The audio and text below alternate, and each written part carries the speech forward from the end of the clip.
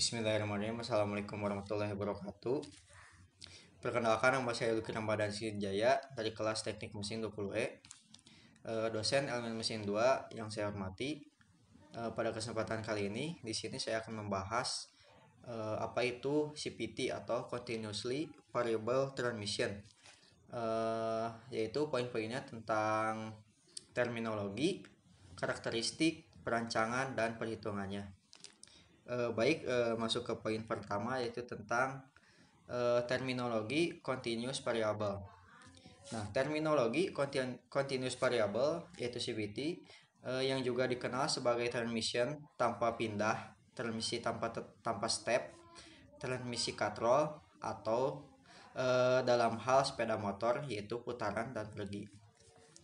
Nah, merupakan transmisi otomatis yang dapat berubah secara mulus ya melalui berbagai rasio gigi efektif yang berkesinambungan. Nah, ini kontras dengan transmisi mekanis lainnya yang menawarkan rasio yang giginya yang tetap. Nah, fleksibilitas dari CVT dengan kontrol yang sesuai dapat memungkinkan poros input mempertahankan kecepatan sudut konstan.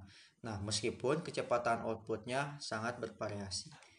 Nah, ide teknologi CVT sudah berkembang sejak tahun 1490, yang dicetuskan oleh ilmuwan terkenal yaitu Leonardo da Vinci. Nah, ketika itu Da Vinci menggambarkan sketsa mekanisme pergerakan belt yang menyambungkan mesin dengan roda. Nah, konsep Da Vinci baru berhasil diwujudkan pada tahun 1886. Nah, dengan peluncuran teknologi toroidal CVT pertama di dunia. Nah, produk otomotif pertama yang memakai teknologi CVT adalah Dodge Adil, yaitu buatan dari Amerika Serikat. Nah, penjualan perdananya kendaraan berteknologi CVT baru dilakukan pada tahun 1958. Nah, untuk karakteristiknya sendiri dari CVT yaitu pada Continuously Variable Transmission atau CVT menggunakan komponen bernama puli yang dihubungkan dengan belt atau sabuk. Nah, putaran puli ini bisa membesar ataupun mengecil. Nah, berdasarkan putaran mesinnya, beban transmisi hingga kecepatan. Nah, untuk menggerakkan putaran puli tetap menggunakan aliran yang bertekanan yang diatur dengan pompa khusus. Nah, transmisi CVT menggunakan putaran puli dan sabuk baja yang dapat berubah sesuai dengan kecepatan atau beban transmisinya. Nah, kemudian juga transmisi CVT ini bisa memberikan daya engine brake yang lebih besar tanpa harus shifting termasuk pada saat jalan menanjak. Nah, satu lagi untuk keunggulan dari transmisi CVT ini adalah kecil terjadi power loss sehingga tidak membuang tenaga dan bahan bakar secara berlebih karena RPM yang lebih stabil.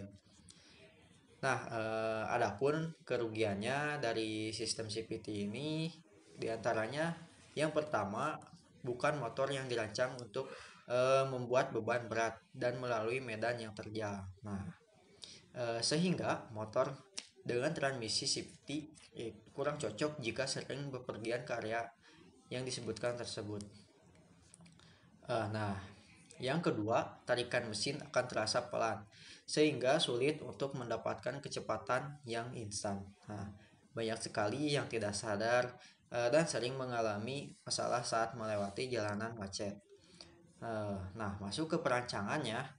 Untuk perancangan dari transmisi CVT ini itu cukup halus selain tidak ada hentakan akibat proses perpindahan gigi, juga karena pergerakan transmisinya menggunakan belt. Namun untuk akselerasinya motor bertransmisi CVT tidak sebaik motor transmisi manual. Nah, kelebihan dari transmisi CVT ini adalah lebih mudah dikendarai karena tidak bermain gas dan rem saja. Nah, akselerasinya lebih lembut tanpa ada hentakan perpindahan gigi persneling, mempunyai engine brake yang cukup kuat sehingga jika melewati turunan kerja rem tidak terlalu berat. Nah, lebih irit bahan bakar karena menggunakan RPM mesin yang relatif stabil ataupun tidak naik turun. Nah, punya kelebihan bukan berarti tidak punya kelemahan.